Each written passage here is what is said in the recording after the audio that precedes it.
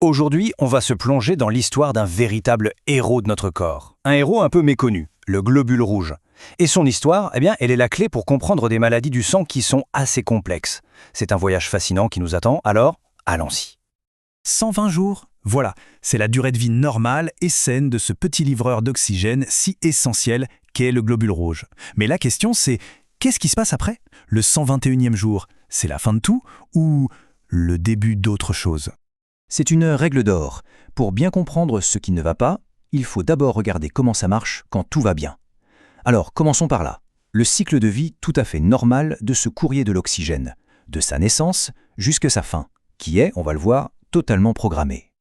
Alors, ce processus, ça porte un nom un peu technique, l'hémolyse physiologique. Mais attention, c'est quelque chose de tout à fait normal. En fait, c'est même essentiel.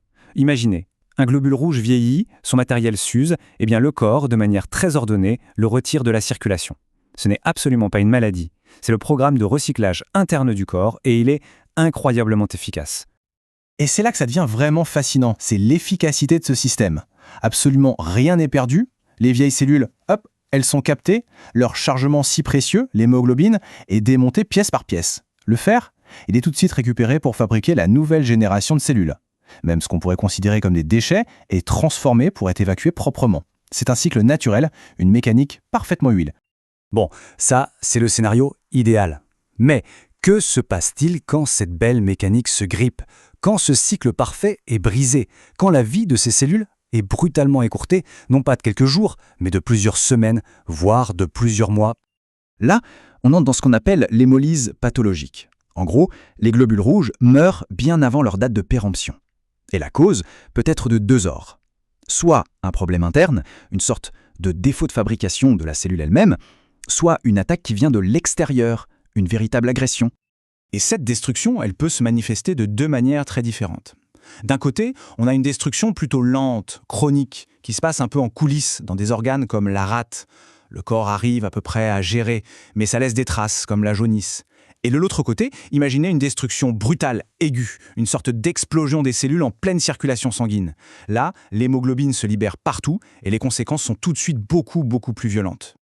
Bon, mais pour vraiment comprendre pourquoi ces cellules deviennent si fragiles, il faut aller voir à l'intérieur. Il faut zoomer au cœur même du globule rouge et s'intéresser à sa cargaison la plus précieuse, l'hémoglobine. Alors, l'hémoglobine, qu'est-ce que c'est? C'est une grosse protéine, un assemblage de plusieurs briques qu'on appelle des chaînes. Chez un adulte en bonne santé, la version qui domine, à plus de 98%, c'est l'hémoglobine A. Sa structure est simple à retenir, 2 chaînes alpha et 2 chaînes bêta. C'est cet équilibre-là qui est absolument crucial pour la suite. Quand cet équilibre est rompu, on parle d'hémoglobinopathie. Ce sont des maladies génétiques. On peut les voir comme des fautes de frappe dans le plan de montage de l'hémoglobine. Et ces erreurs, elles peuvent toucher deux choses. Soit la qualité de la protéine, soit la quantité de chaînes qui sont produites. Et voilà, ces deux types d'erreurs, un problème de qualité d'un côté, un problème de quantité de l'autre, nous amènent directement aux deux grandes maladies qu'on va décortiquer, la bêta-thalassémie et la drépanocytose. Alors, regardons ça de plus près. Comment ces deux erreurs se traduisent-elles concrètement? Ce qui est intéressant, c'est que tout repose sur cette distinction très simple. Un problème de quantité d'un côté contre un problème de qualité de l'autre. C'est là que tout devient limpide. Prenez la bêta-thalassémie. C'est un problème de quantité. L'usine ne fabrique tout simplement pas assez de chaînes bêta. Résultat, les chaînes alpha se retrouvent toutes seules, en excès, elles s'accumulent et finissent par détruire la cellule de l'intérieur. Maintenant, la drépanocytose. Là, c'est un problème de qualité. L'usine fabrique le bon nombre de chaînes, mais il y a un défaut de conception minuscule qui rend l'hémoglobine anormale. Et cette hémoglobine va déformer complètement le globule rouge.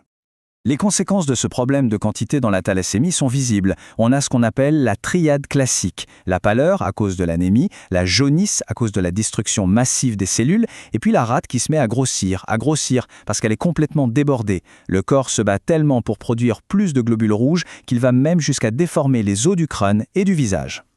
Et ce combat est si intense qu'il laisse des traces qu'on peut voir littéralement sur une radio du crâne. Cette surproduction de moelle osseuse donne une image très particulière que les radiologues appellent l'aspect en poil de brosse. C'est la signature visuelle de la lutte acharnée que mène le corps. Pour la drépanocytose, le problème est différent. Oui, il y a de l'anémie. Mais ce qui est au premier plan, c'est la douleur. Il faut imaginer, ces globules rouges, déformés, rigides, en forme de fossiles, ils ne circulent plus correctement. Ils créent de véritables embouteillages dans les tout petits vaisseaux sanguins, bloquant l'arrivée d'oxygène. Et le résultat? Des crises de douleur absolument terribles dans les os, la poitrine. Chez les tout petits, ça se manifeste par un gonflement très douloureux des mains et des pieds. Alors face à ces maladies qui sont inscrites dans les gènes, comment peut-on les prendre en charge? Comment vivre avec au quotidien? Pour la thalassémie, la prise en charge repose sur un vrai paradoxe. D'un côté, il faut des transfusions sanguines, très régulièrement, c'est vital, mais le problème c'est que chaque transfusion amène un excès de fer qui devient toxique.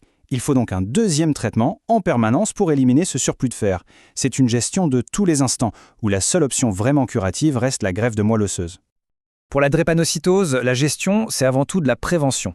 L'objectif numéro 1 est d'éviter les crises douloureuses. Ça passe par une bonne hydratation, des médicaments pour la douleur bien sûr, et des traitements pour se protéger des infections. Mais c'est surtout une adaptation du mode de vie. Il faut éviter la déshydratation, le froid, l'altitude, tout ce qui peut être un facteur déclenchant.